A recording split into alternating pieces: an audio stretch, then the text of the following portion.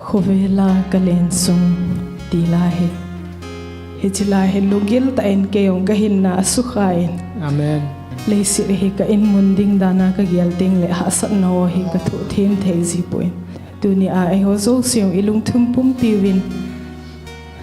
hichileisi ilen naw he inde dung hi puti gyal do pomen ana saute Khovela kalen sungin kahin dan ling hong hilin yai khovel ka in ahi lo da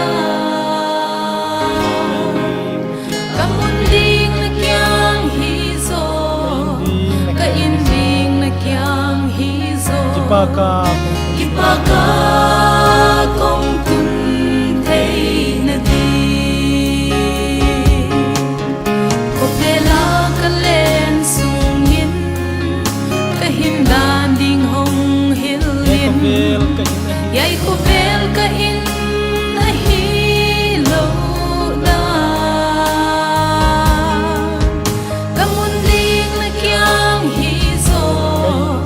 ka in ding na kyang hi zo ipaka kong tun thei na di kon thei sa kino đâu pa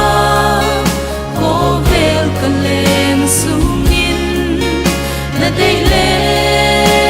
na lung gela nisimin kay hong hilin kanuna le kal suan te đâu pa o kay hong pino Khovela kalen sungin. Khovela kalen sungin đâu pa o kay hong hilin ka dei tel na te na dei hi di lapay na kapay theya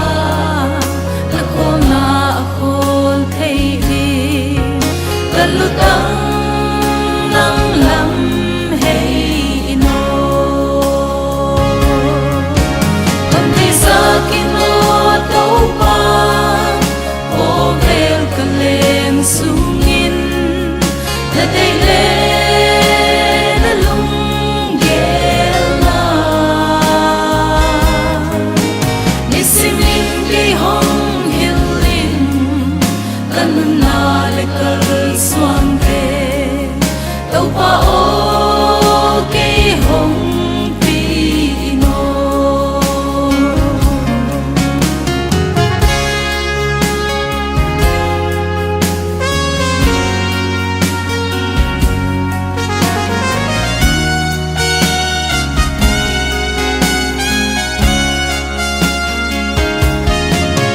Khovela kalen sungin